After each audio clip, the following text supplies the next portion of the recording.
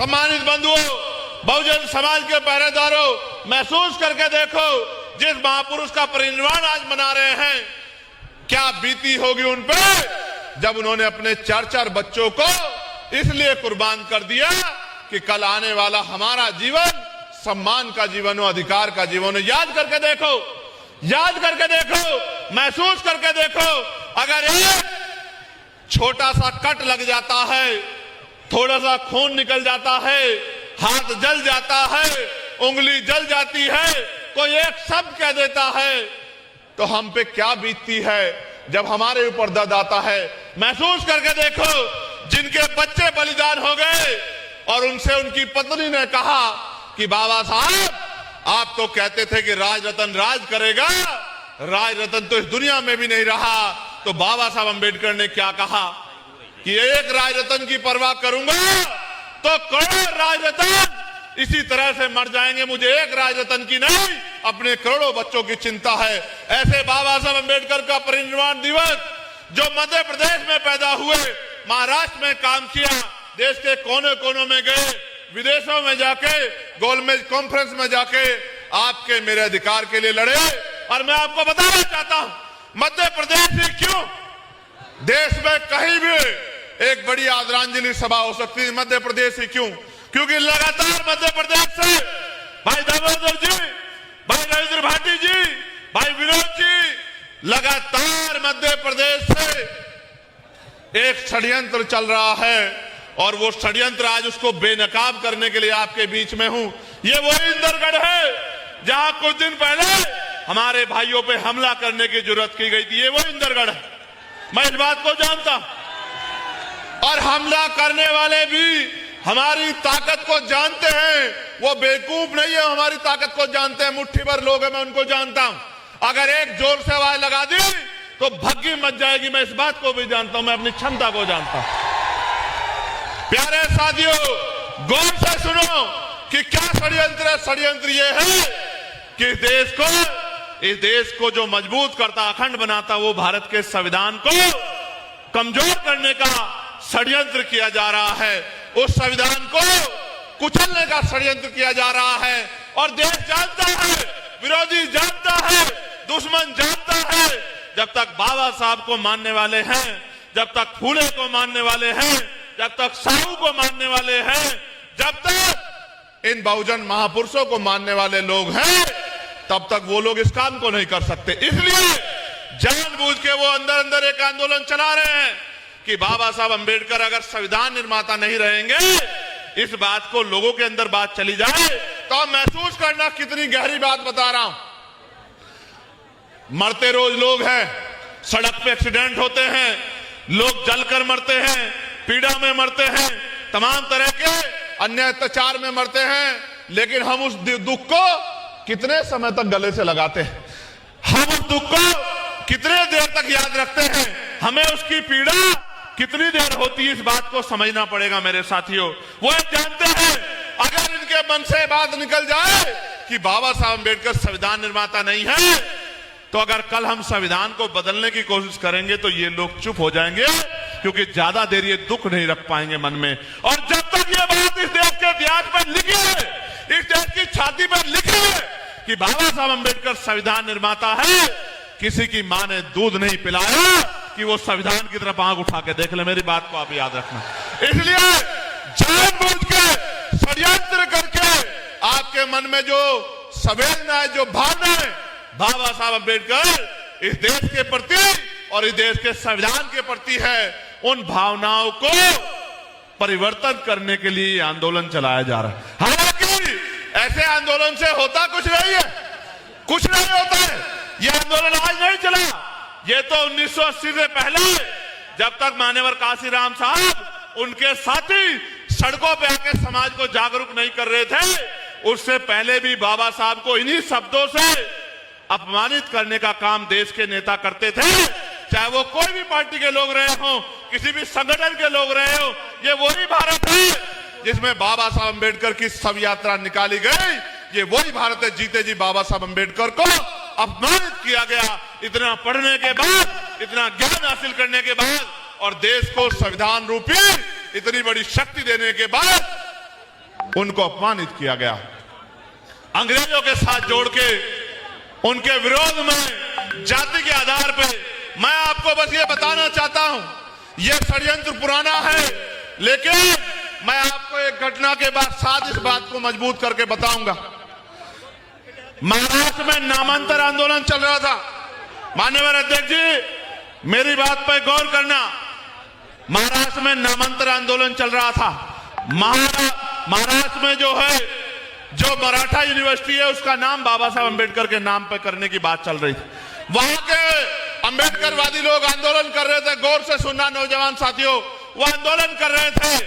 79 में गोलियां चली, कई नौजवान शहीद हो गए। सरकार ने नाम नहीं बदला, सरकार राजी नहीं थी। लेकिन इधर काशीराम साहब गांव-गांव जाके इस उत्तर प्रदेश, मध्य प्रदेश, बुंदेलखंड के अंदर, राजस्थान के अंदर, पंजाब के अंदर, हरियाणा के अंदर बाबा साहब के विचारों को लोगों से जोड़ने का काम कर रहे थे। एक ऐसा समय आया कि उधर नामांतर का आंदोलन चल रहा था, शरद पवार जी की सरकार थी, और दूसरी तरफ यहां उत्तर प्रदेश में 14 अप्रैल 1989 को एक यूनिवर्सिटी का नाम बाबा साहब अंबेडकर के नाम पर रखा गया। यह आंदोलन नहीं चल रहा था उत्तर प्रदेश में, आंदोलन महाराष्ट्र में चल रहा था, नाम उत्तर प्रदेश में रखा गया। क्यों? क्योंकि बाबा साहब अंबेडकर के अनुयायी मान्यवर काशीराम साहब ने बाबा साहब के नाम पे जन समर्थन जुटाने का काम तैयार कर दिया था और घर घर तक बाबा साहब की बात पहुंचाने का काम कर दिया था। इसलिए उनको लगा इस देश में कुछ भी सामाजिक नहीं है, कुछ भी सामाजिक नहीं है, सब राजनीतिक है। आज अगर आपकी जरूरत होगी, यही नेता आपके पैरों में पड़े दिखाई देंगे, आपके पैर पकड़े दिखाई देंगे, आपका हाथ अपने सर पे रखवा रहे होंगे, आपको भाई, चाची, ताई, बहन कह रहे होंगे, और जब चुनाव खत्म हो जाएगा, इनका मतलब खत्म हो जाएगा, आपकी गली बस्ती में पैर भी नहीं रखेंगे। मेरी बात को आप याद रखना। ना होगा वोट का अधिकार। हम पढ़ते हैं बाबा साहब अंबेडकर को, हम पार्लियामेंट की डिबेट पढ़ते हैं, और मैं आपको सच बता रहा हूं, SIR चल रहा है। इस वोट को दिलाने के लिए बाबा साहब अंबेडकर ने लंबे समय तक गोलमेज कॉन्फ्रेंस में और देश के तमाम नेताओं को सहमत किया कि एक एक बालिग व्यक्ति को वोट का अधिकार मिलना चाहिए। कोई राजी नहीं था। कोई कहता पूंजीपतियों को मिलना चाहिए, कोई कहता पैसे वालों को, कोई कहता पढ़े लिखे लोगों को। बाबा साहब अंबेडकर ने कहा, जब तक मेरे इस कमजोर हक वंचित समाज को, मेरी बहनों को, माओ को, मेरे नौजवान बच्चों को, बुजुर्गों को वोट का अधिकार नहीं मिलेगा, लोकतंत्र पैदा नहीं हो सकता। यह बात मैंने आपको किसने बताई?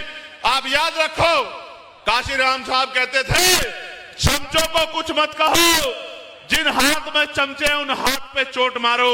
इन चमचों के पिताजी कौन है, इन चमचों की पार्टी कौन सी है, इस बात को बस अपने दिमाग में बिठा लो, और उस पार्टी का एक भी आदमी जीतना नहीं चाहिए। ये सब सीधे हो जाएंगे। मेरी बात को आप याद रखें।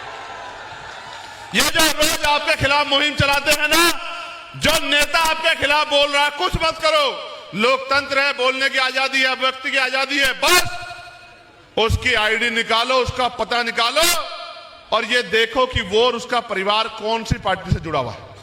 और जब आपको पता लग जाए तो जन जागरण अभियान चला चला के अपने एक एक आदमी को बताने का काम करो कि इस पार्टी के व्यक्ति को किसी भी कीमत पे हम लोग विधानसभा, लोकसभा में जाने नहीं देंगे। मैं आज लिख के कहता हूं, इस देश में अच्छे अच्छे सीधे हुए हैं और अच्छे अच्छे सीधे हो जाएंगे। कुछ ही दिनों की बात है, मेरी बात को आप याद रखना। MP की हवा बदल रही है, नौजवानों में गुस्सा है, बहुजन चेतना जाग रही है, और मैं लिख के देता हूं, याद करो, जब मध्य प्रदेश से जाके बाबा साहब अंबेडकर महाराष्ट्र में आंदोलन को खड़ा कर सकते हैं, जब मान्यवर काशीराम साहब पंजाब से जाके उत्तर प्रदेश में आंदोलन को खड़ा कर सकते हैं, बस आपके अंदर हौसले की कमी है। 90% आबादी SC ST OBC की है मध्य प्रदेश में, SC ST OBC की। आप में हौसले की कमी है। ये कांग्रेस के लोग किसकी वोट से MLA बनते हैं, ये बीजेपी के लोग किसकी वोट से MLA बनते हैं?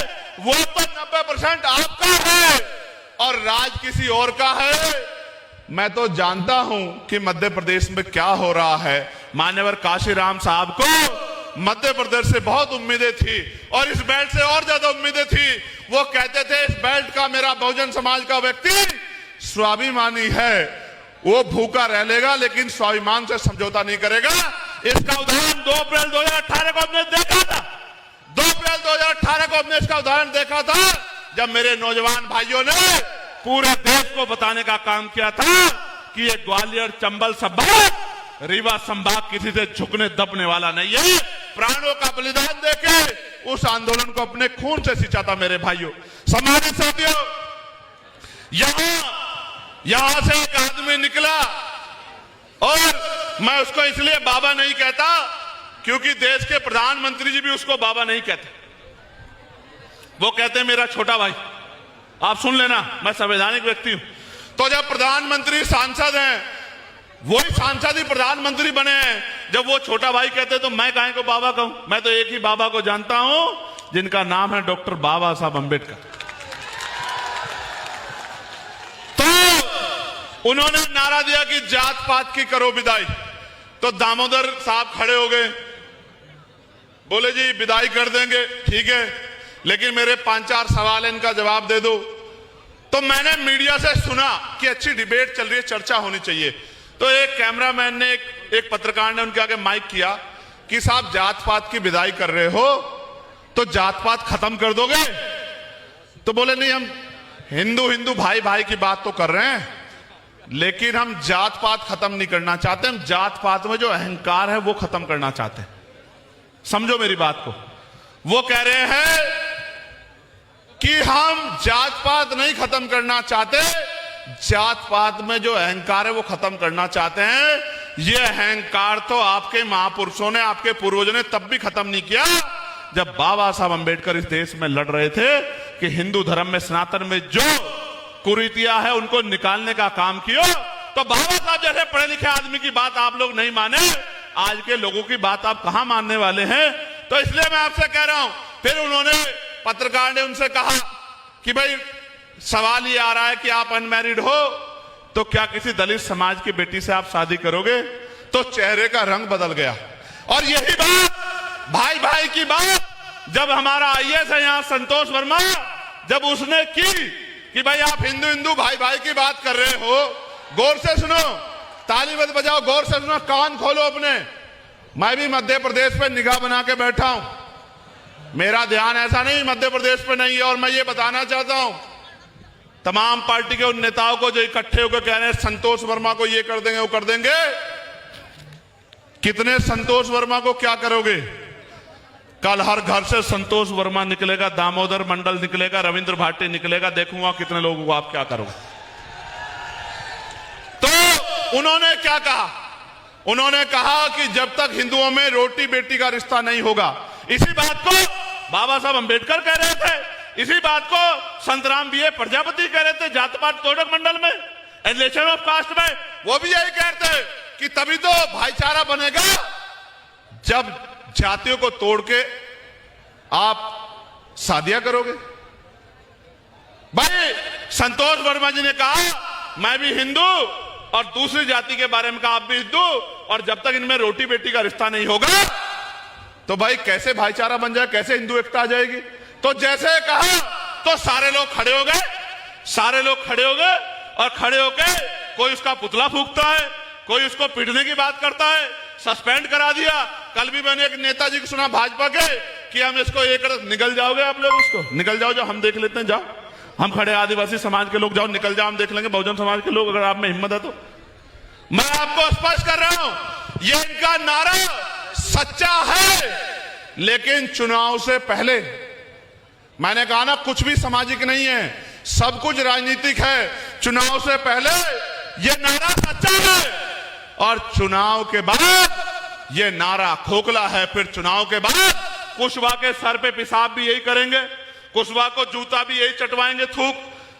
पाल बघेल को जो है अगर वो कथा करेगा तो उसको पीटने का काम भी करेंगे, और बारात रोकने का काम भी करेंगे, और तमाम तरह का उत्पीड़न करने का काम करेंगे, और आरक्षण के नाम पे गाली देने का काम करेंगे, और चुनाव में आपके पैरों में ऐसे पड़ के आपसे वोट लेने का काम करेंगे। आपको समझदार बनना होगा। मैं आज कह रहा हूं, आप हिम्मत बढ़ाओ, हम अम्बेडकरवादी लोग तो सीना तान के खड़े हैं। मैं दामोदर मंडल को कहना चाहता हूं, मैं सुनील बैरसिया को कहना चाहता हूं, मैं सुनील अस्ते कहना चाहता हूं, सत्येंद्र विद्रोही अनिल गुजर को कहना चाहता हूं, रामप्रीत को कहना चाहता हूं, आरडी प्रजापति जी को कहना चाहता हूं, निकलो घर से और बहुजन समाज में भाईचारा बनाओ। हम तो बनाने वाले लोग हैं, आपके पीछे खड़े होके आपको मध्य प्रदेश की कुर्सियों पर बिठाने का काम करेंगे। मेरी बात को आप याद रखना कि हिंदू राष्ट्र की बात करना, हिंदू राष्ट्र की सोच रखना, ये एक पागलपन है। तो आज जो इस बात को कर रहे हैं, क्या वो सरदार पटेल के खिलाफ है? बाबा साहब अंबेडकर ने कहा कि ये देश जब तक संविधान है कभी हिंदू राष्ट्र नहीं बन सकता। तो जो हिंदू राष्ट्र बनाने की बात कर रहे हैं वो इस संविधान को कुचलने की तो बात कर रहे हैं। मैं आपसे पूछना चाहता हूं, क्या आप चाहते हो हिंदू राष्ट्र कुचला जाए, संविधान कुचला जाए? मैं आपसे पूछना चाहता हूं, दोनों हाथ उठा के बताओ, क्या आपके होते कोई संविधान को कुचल सकता है? कुचल सकता है किसी की मजाल? बहुत अच्छे, मैं आपको यही बता रहा हूं, बड़े बुरे हालात आपको याद होगा। राजनीतिक लड़ाई बता रहा हूं, गौर से सुनना मध्य प्रदेश के हमारे लीडर तमाम सारे। 2018 में यहां के लोगों ने भारतीय जनता पार्टी से मुक्ति लेने के लिए कांग्रेस की सरकार बनाने का काम किया था नहीं किया था? किया था ना। कांग्रेस की सरकार भी बन गई, सरकार चल भी रही थी। विचारधारा कितनी इंपॉर्टेंट है इस बात को आप समझना, कितनी महत्वपूर्ण है विचारधारा। एक नेताजी अपने 20 साथियों को लेके भारतीय जनता पार्टी में चले गए, कांग्रेस की सरकार गिर गई। आप समझो, आप जिनको बीजेपी के विकल्प में वोट देकर जिताते हो, ये सब यही थे जब बाबा साहब अंबेडकर आपके लिए खून के आंसू अपनी आंखों से लहू के रूप में बहा रहे थे। बाबा साहब जब बहा रहे थे यही थे, यही थे वो लोग जिन्होंने बाबा साहब अंबेडकर को कॉन्स्टिट्यूशन असेंबली में ना जाने दिया जाए, इसके लिए तमाम तरह के प्रयास किए। आप इनको विकल्प मानते हो? इतना कमजोर है विपक्ष। मैं आज आपसे कह रहा हूं, अगर यहां कोई भविष्य विकल्प बनेगा तो इस एकता के जरिए आजाद समाज पार्टी भारतीय जनता पार्टी का विकल्प बनेगी। और जब आजाद समाज पार्टी 90% बहुजनों को एक करके चलेगी, तो मैं आपको लिख के देता हूं कि ना सम्राट मीर वोट 3 में होंगे वहां, और ना ही पिछड़े वर्ग को जो 27% संवैधानिक मिला है वो 27% कोई छीन पाएगा। मेरी बात को याद रखना। भारतीय जनता पार्टी पिछले 20 साल से पिछड़े वर्ग के हमारे परिवार के व्यक्ति को मुख्यमंत्री बनाती है ना। यहां क्यों बनाती है? खुशी से नहीं, क्योंकि वो जानती है कि पिछड़े वर्ग के लोग संख्या यहां ज्यादा। लेकिन एक बात गौर की आपने, एक आंदोलन हो रहा था, मेरे आज भी याद है, शिवराज सिंह चौहान जी मुख्यमंत्री थे, इतनी बुरी बुरी मां बहन की गालियां उन आंदोलन करने वालों ने आदरणीय शिवराज सिंह चौहान जी को दी थी। मेरे आज भी याद है, याद है नहीं याद है? मेरे याद है।